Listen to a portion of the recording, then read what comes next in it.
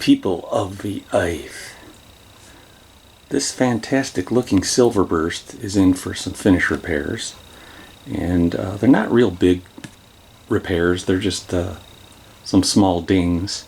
Some of them have gone through the color and some of them are just clear coat issues.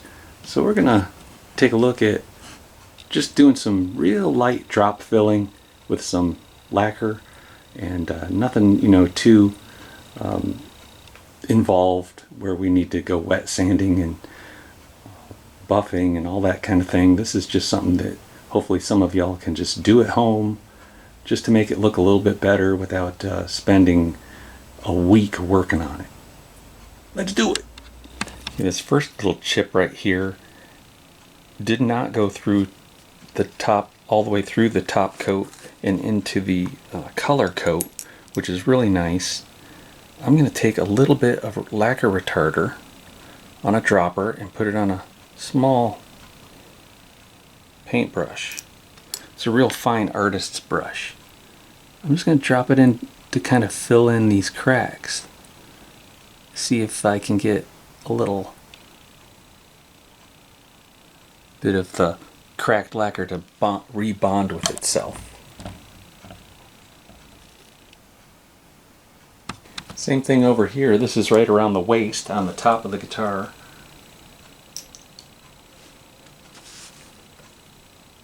I didn't even clean this off real good. Yeah, let me clean this.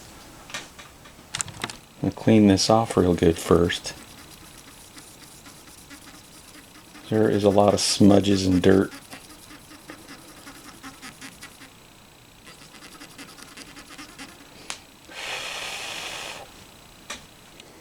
I'll go in that lacquer retarder.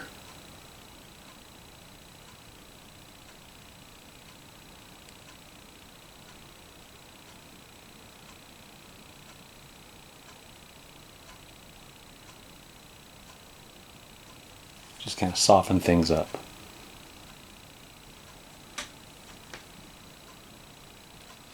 Next, I got to consider my black options.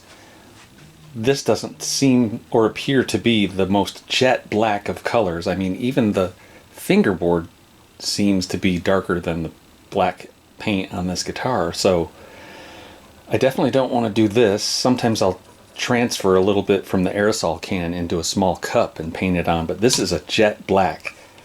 And I can also, you know, in this case, when I'm just dropping in a dot, I can mix some India ink with lacquer and get a pretty dark black also. The mix-all is more of a grayish charcoal, dark charcoal gray, which some people would call a black. And then this one, I can't remember if it's somewhere in between all of that, but what I might do is kind of do a combination of all four of those, because I have a project back here. It's a Gibson L5. It's over here on the wall, and it has a big chunk of paint missing out of the middle, right next to the tone knob there.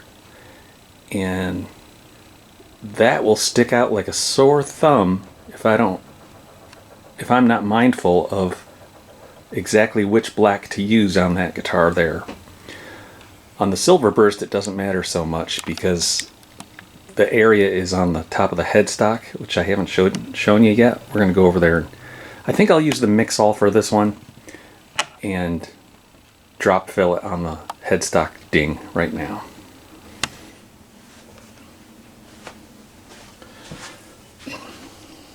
Got some lacquer retarder and lacquer 50/50. So it's a thinned down lacquer. I've got the mix-all, which is a grayish black, and I got a little Q-tip here to mix.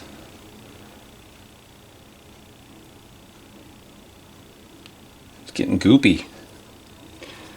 A little Q-tip here, I'm going to mix that up.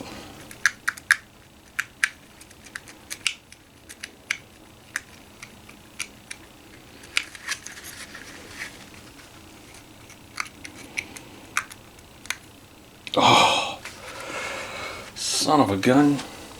Let me get that mixed. This one I already dropped in a little bit of glue boost.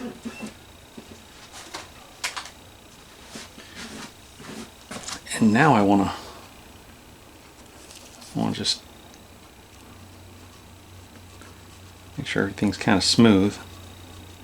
The glue boost doesn't always flow out completely flat, so I'm going to get our sanding done right now. Make sure there's no high spots on this black that I'm going to drop in. Make sure the black goes down nice and to the lowest level of the repair. It comes on over here onto the very, very top also.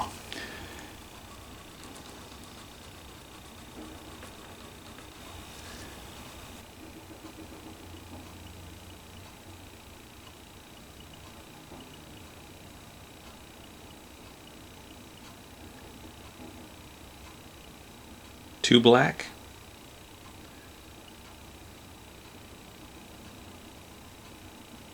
Luckily it's on the very top, and this is the grayest of my blacks. This is the lightest shade of black that I have. I can kind of do a little stippling here, maybe it'll help blend. I'm going outside the area of repair, just a skosh, just so there's not a real sharp line of this new black.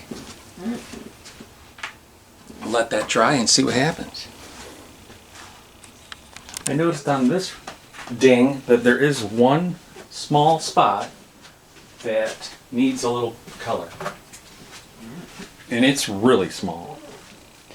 I'm going to put on my Optivisor, make sure I get it on the right spot.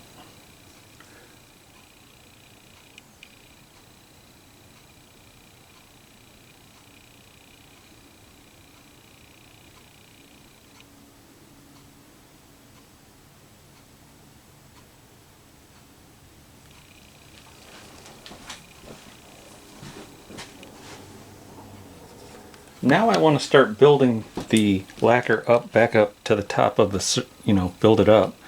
So I'm taking, this time I'm going to take lacquer that has not been thinned with the retarder. This is just thick lacquer. I don't want to swoosh it around or anything, I just want to drop it in and leave it.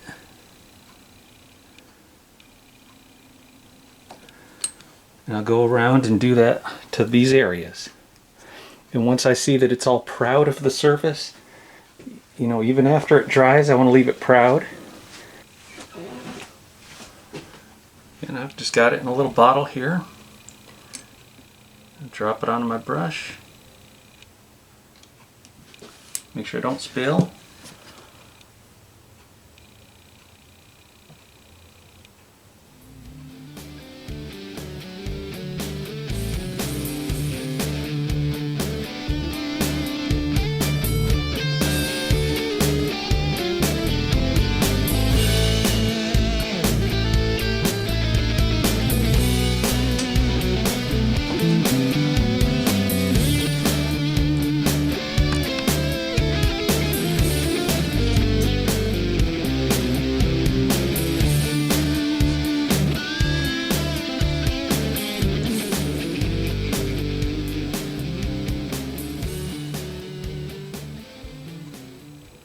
As I go up and down like a sewing machine, I'm actually getting more of that lacquer off my brush and onto the spot. That's why you see me doing that.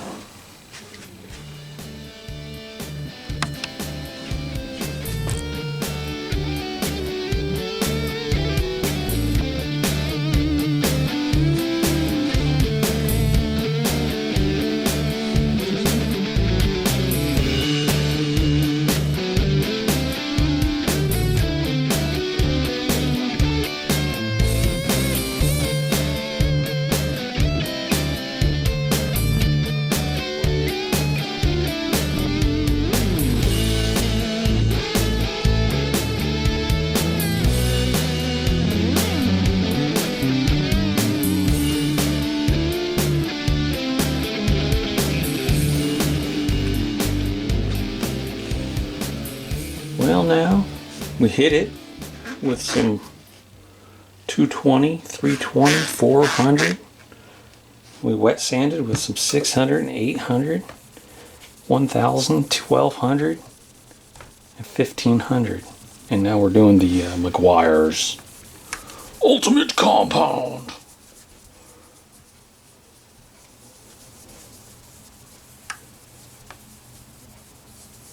Then we'll go to the Meguiar's Ultimate Polish. See if we can finish her off with that polish. Just in from the garage, yep, I used the StewMac guitar buffer. And if you don't have the $900 to drop on one of those things, you can also just get you, like some of the foam pads that you put on your drill and some of that liquid buffing compound. It's a big mess. The stuff flies all over the place. But I'm going to top it off with a little bit of this Meguiar's Ultimate Polish on an old sock. It's not perfect, guys. We still see little scratches here and there. I didn't get all the scratches out, but this guitar is pretty old. I mean, it'd be kind of weird if it didn't have some scratches on it.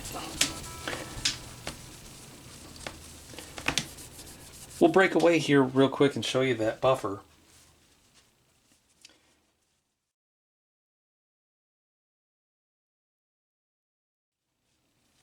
And as you can see, that's not the ideal setup for that buffer. It's sitting on top of that toolbox or tool chest, and that's just not the ideal thing because the toolbox is nearly within 6 inches of the width of the two buffing wheels, which I hate because I can't really get the guitar in there at all angles. Oops. One of the fibers from the white wheel. That turned out pretty good. You can kind of see there's the spot, but yeah. See how the back looks. So remember on the back it was this spot and somewhere over there, I can't even see where it was. It was definitely that spot.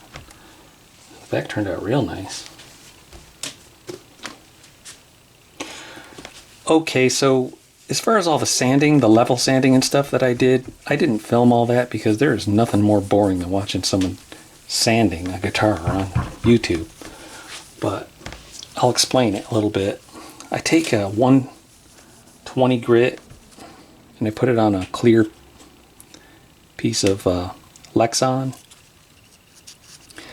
On the other side I got a little 220. And I get it where that drop fill area is nice and level. And then I go in with the 320 free cut sandpaper and get rid of some of those 220 scratches. Then I use the maroon, what they call that stuff, whatever they call it, and then Scotch Brite, that's right. Then it's 400. And then I go to the wet sanding. I wrap the 600, 800, 1000, 1500 around one of these as I sand. You can also use a piece of hard foam like that and tape the sandpaper to it. You can use one of these blocks. They're nice. You can wrap the sandpaper on those. Then after the 1500, I use this 3000 grit Trizac and then right out to the buffer. So imagine you start up a business and you say, hey, I can buff your guitar out. And it ends up all you have are hand tools. And you charge people $100 for an entire guitar to buff it out, shine it up. That is a lot of elbow grease. I started getting tennis elbow right away when I opened up shop here. So the StewMac guitar buffer has been really nice to have. I think there's a little spot on the headstock to look at. And lastly, you got to put that pick guard back on there. Pick guard on a Silverburst.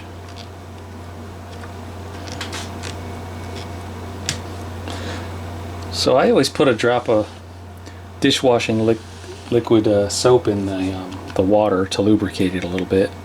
That's always a good idea. Got that air conditioner running.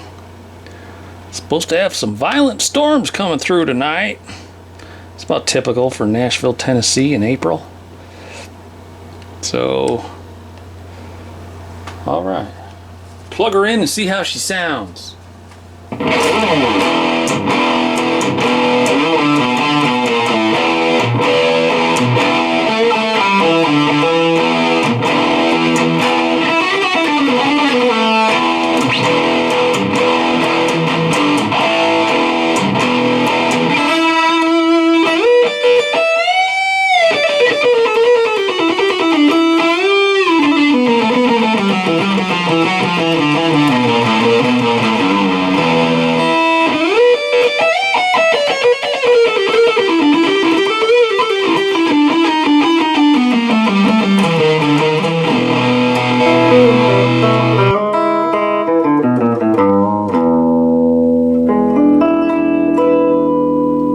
Here's the bridge pickup.